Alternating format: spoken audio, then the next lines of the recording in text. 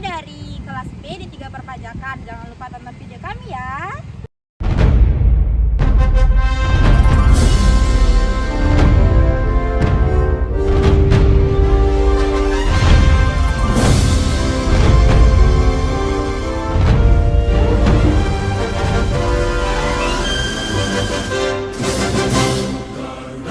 Indonesia adalah negara yang besar, beragam, dan kaya budaya. Di balik kekuatan itu, ada satu dasar yang menyatukan kita semua, Pancasila.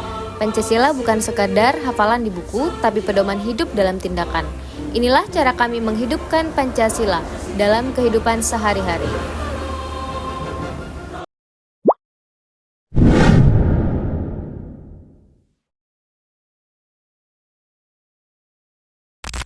أشهد أن محمدا رسول الله حي على الصلاة حي على الفلاح قد قامت الصلاة قد قامت الصلاة الله أكبر الله أكبر لا إله إلا الله. Waktu sholat telah tiba. Ini adalah momen istimewa untuk mengingat dan mendekatkan diri kepada Tuhan Yang Maha Esa.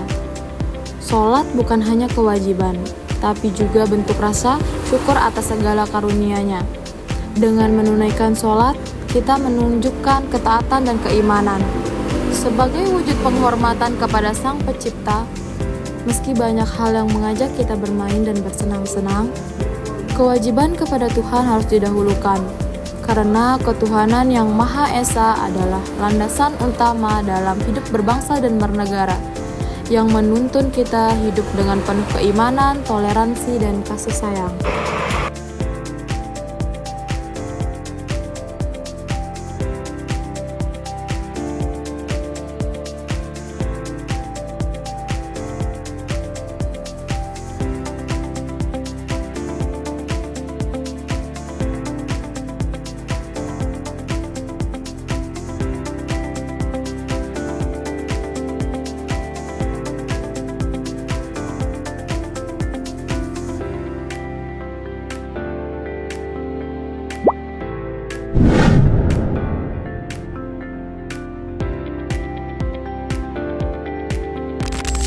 Sila kedua mengajarkan kita untuk selalu menghormati dan menghargai sesama manusia.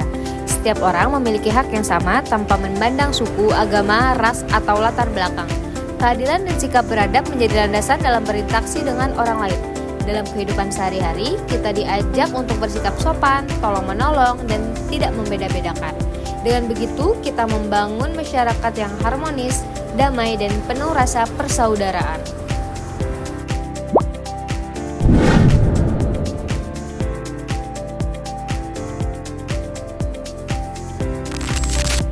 Persatuan Indonesia bukan hanya soal satu bahasa atau satu tanah air, tapi tentang semangat kebersamaan yang hidup dalam keseharian kita. Gotong royong adalah wujud nyata dari persatuan, ketika semua saling membantu tanpa pamrih, tanpa membeda-bedakan. Membersihkan lingkungan bersama, memperbaiki jalan, atau membantu tetangga, itulah kekuatan kita sebagai bangsa. Dalam kebersamaan, tak ada yang terlalu lemah atau terlalu kuat, karena kita bersatu, saling menopang, dan saling menguatkan. Inilah makna sejati dari sila ketiga.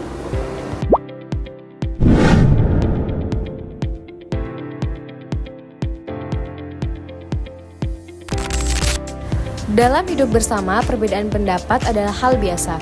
Tapi cara kita menyikapi perbedaan itulah yang menunjukkan kebijaksanaan. Sila keempat mengajarkan kita untuk menyelesaikan masalah dengan cara bermusyawarah, bukan dengan emosi atau paksaan. Setiap suara layak didengar, setiap pendapat patut dihargai. Musyawarah berarti mencari solusi bersama demi kebaikan bersama. Di rumah, di sekolah, atau di masyarakat, kebiasaan bermusyawarah membentuk kita menjadi warga negara yang adil, bijak, dan bertanggung jawab.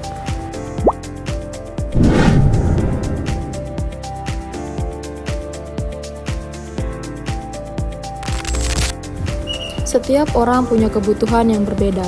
Ada yang punya lebih, ada yang sedang kekurangan. Sila kelima mengajarkan kita untuk bersikap adil dan peduli terhadap sesama. Saat teman kesulitan, kita bisa membantu meski hanya dengan meminjamkan buku, pensil, atau bekal makanan.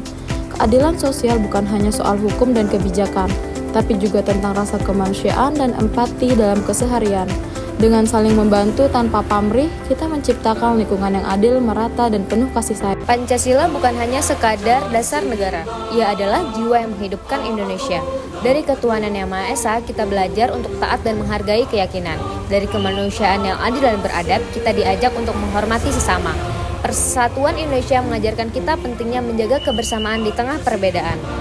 Dengan musyawarah dan kebijaksanaan, kita bisa membuat keputusan yang adil bagi semua, dan lewat keadilan sosial kita diajak untuk saling berbagi dan peduli. Mari kita tidak hanya menghafal Pancasila, tapi juga menghidupkannya dalam tindakan, dalam ucapan, dan dalam sikap kita setiap hari.